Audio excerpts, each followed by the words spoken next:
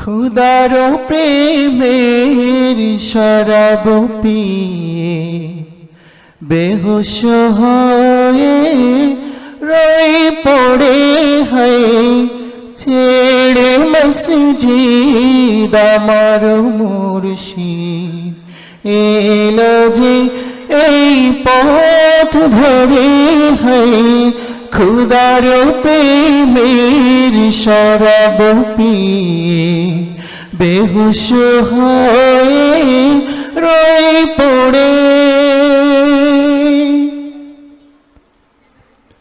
খুদার প্রেমের শরাব পিয়ে।